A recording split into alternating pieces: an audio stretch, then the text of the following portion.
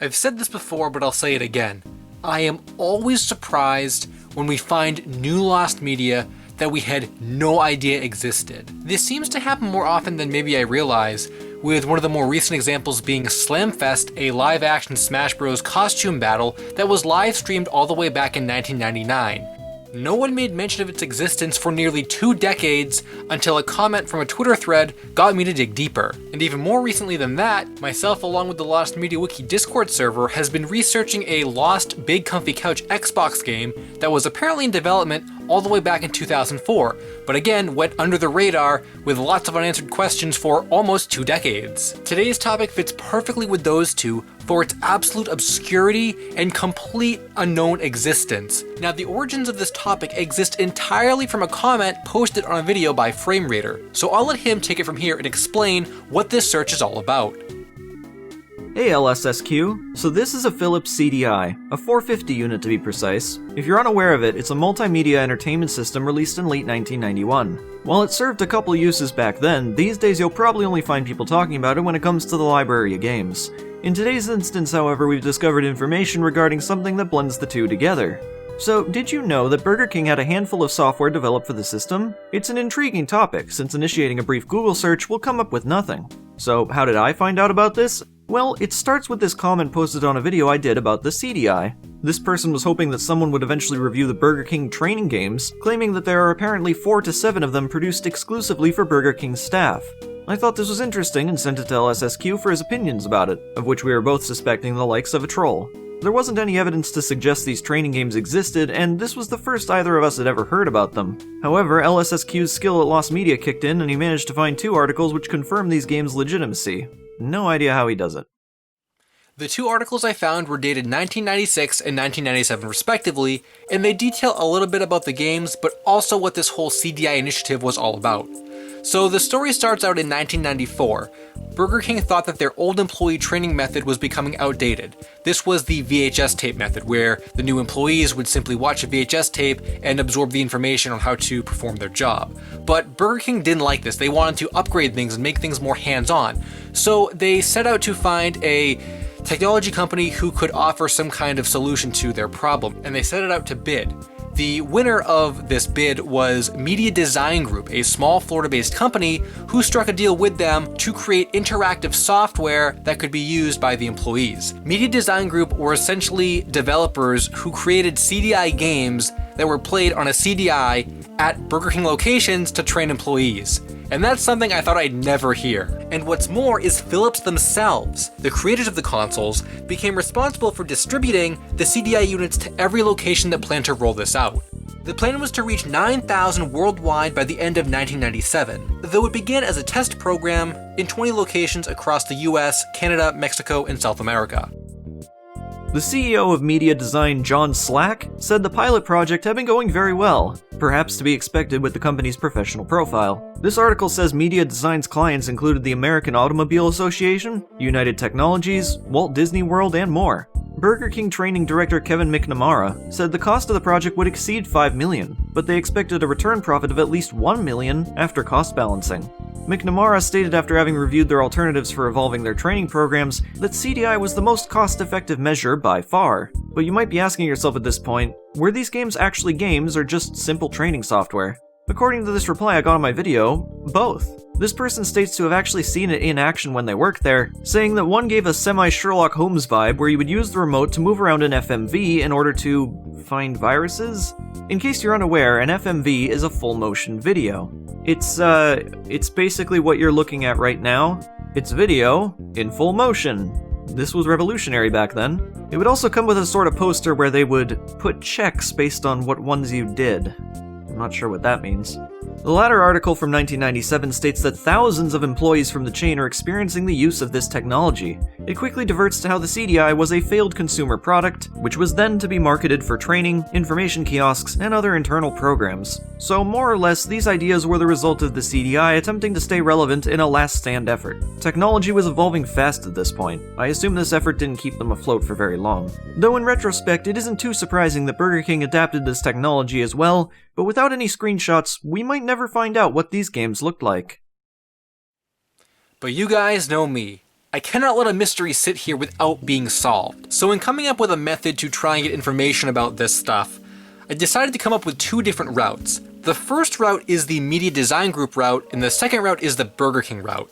Now, let's begin with the Media Design route. I thought this one would be relatively easy considering Media Design Group was a small company, and there apparently weren't a lot of employees associated with it, one article only stating they had 16. So I kind of thought because they're not a big corporation, they would be a lot easier to get in touch with. However, there's one big problem with that, mostly in the fact that Media Design Group is defunct. They don't exist anymore, and the fact that they were so small makes it very, very hard to get any information about the people who ran it. Not only that, but Media Design Group is one of the most generic names you could pick for your company.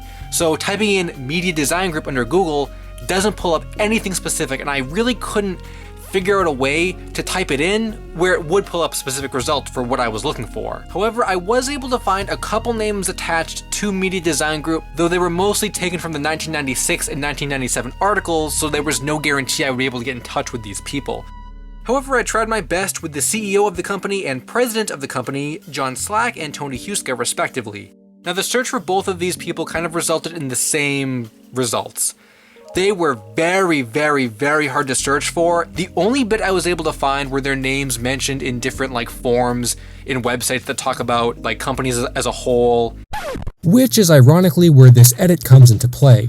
Something I didn't notice originally on one of the websites was a web that linked John Slack and all of his partners and businesses together, using these keywords as the search terms instead of media design itself, pulled up some new results.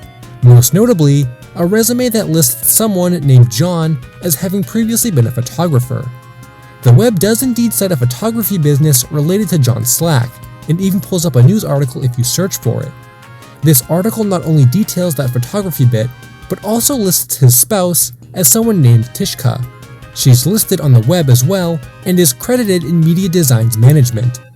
I think this guy for certain is the John Slack we're looking for, so I sent him a message and await his reply. Though, judging from how empty the resume looks as well as his appearance, I'm not sure how often he goes online or checks his messages. Despite this one great lead, the problems continued to grow as I searched for more people connected to this mystery. As for the 16 employees that the article claimed existed, I tried looking more specifically for resume type things, but I just came up empty-handed. I just think as a whole the company was too small with no names attached. It's almost impossible to try and find. This leads us to the Burger King route, which again I kind of thought was going to be a good backup plan if Media Design failed, but Burger King actually proved to have most of the same issues that Media Design did as a whole, where this just happened so long ago and it was so obscure that getting any information from it was extremely scarce. The biggest Burger King lead I had was with Kevin McNarama, who was the director of training at Burger King. So I thought he would be pretty easy to find because he was a big guy at Burger King and his name was pretty unique too. It wasn't like Media Design Group where it's very generic. But after a combination of searching for Burger King related topics, the closest thing I found was someone who's on the Tyson board apparently, which is a line of food products. But I don't think this is the same guy because his little write-up doesn't say anything about Burger King.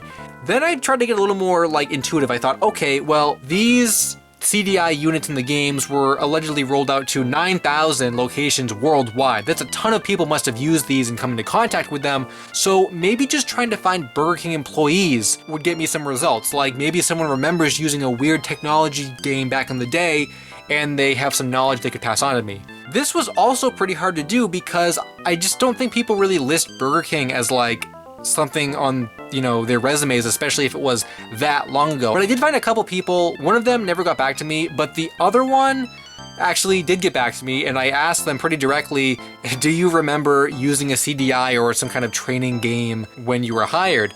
And they kind of said to me that they weren't sure, just straight up, I don't know.